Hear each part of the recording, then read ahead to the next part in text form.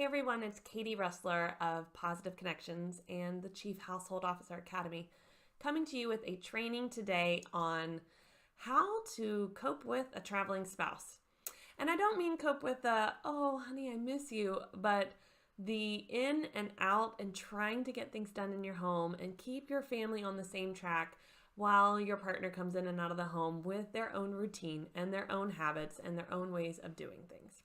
Okay, so I'm going to assume when someone asks me a question about this that one of two things are happening. One, they're not having family meetings, so everybody's not on the same page. And two, that there are not regular routines and habits and systems in place in the home so that all the family members kind of know like where things go, what we do. And I don't say that in a sense of you can't be spontaneous as a family, but there are some basic structures we can have in our home that keep things running smoothly. So whoever is coming in and out for whatever reason, they know what to expect. So here are my tips on how to cope with and handle when you have a partner coming in and out. It's to prepare in the times that they're not out of the home, to create those routines and habits and systems so that your partner's on board with what's going on. Hey, when we enter the home, this is where we put things away. This is what we do. This is why we do this. And you know that the best way to do this, I'm going to say, is family meetings. When we sit down once a week and talk about these systems or projects that need to get done and how they need to get done, our partner is just as much a part of the team dynamic of how this is going to get done as anyone else. And if it's just all on our shoulders, we feel like everything's on our shoulders, then we need to be having family meetings so we can be talking about what can be done to feel less overwhelmed and how can we work together.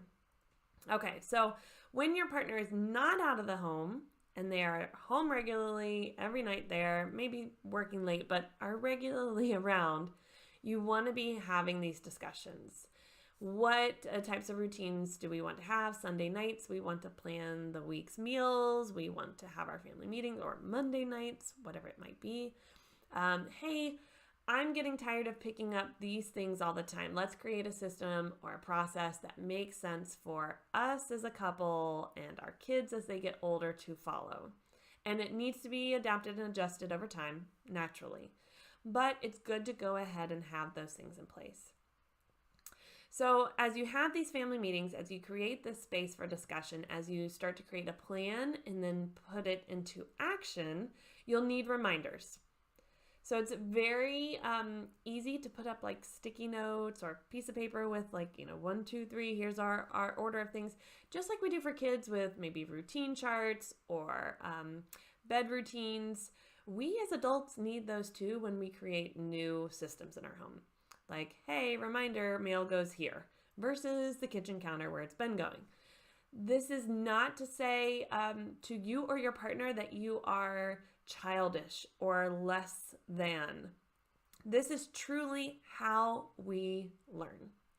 When I teach about affirmations and creating a personal and family mission statement, I talk about writing it down and putting it up on the wall or putting it at the door or put wherever you need to on your mirror, because you need to be reminded of them until they become a normal part of your internal monologue.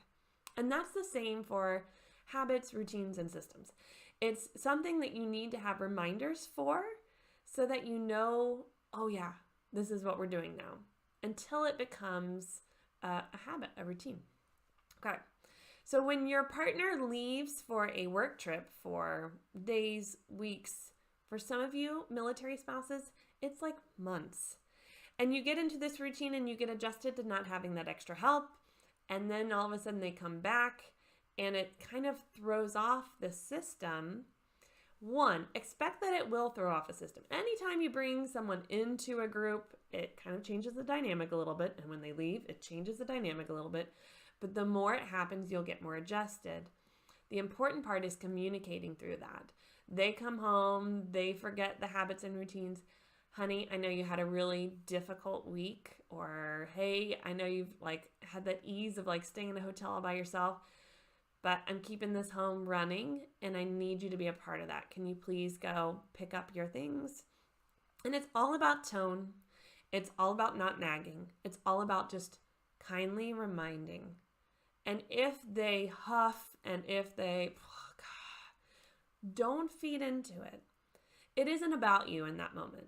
I think a lot of times when I huff at my husband when he reminds me of things that we've talked about doing, it's a little bit more, I'm frustrated at myself and I'm embarrassed that I could not remember to continue that thing we talked about. Especially me. I feel like I should remember that. So when I huff, when I roll my eyes, when I make a snarky comment, it typically is not really for my partner. It's me as a defense mechanism dealing with my own embarrassment and my own feelings of failing. And that's my own personal work to do, not my partner's. The problem is that brings him into thinking I'm looking for a fight. So when your partner does things like that, just let it be. You might even say, come home, unwind. In 20 minutes, will you be willing to do that? And he's like, yeah, sure. Okay, sweetie, not to be annoying, but I'm going to set an alarm for 20 minutes so that you and I both don't forget, because I don't want to be angry at you later on.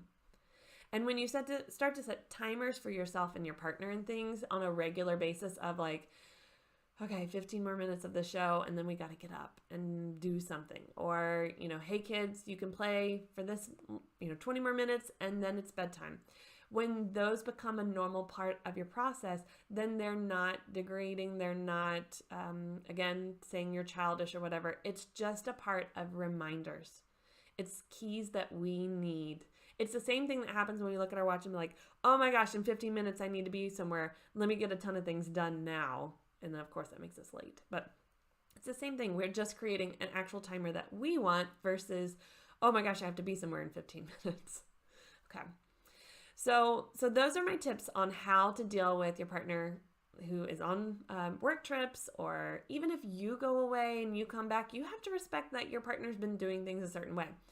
The key is go ahead and already have those routines in place. Have those family meetings where communication can be happening.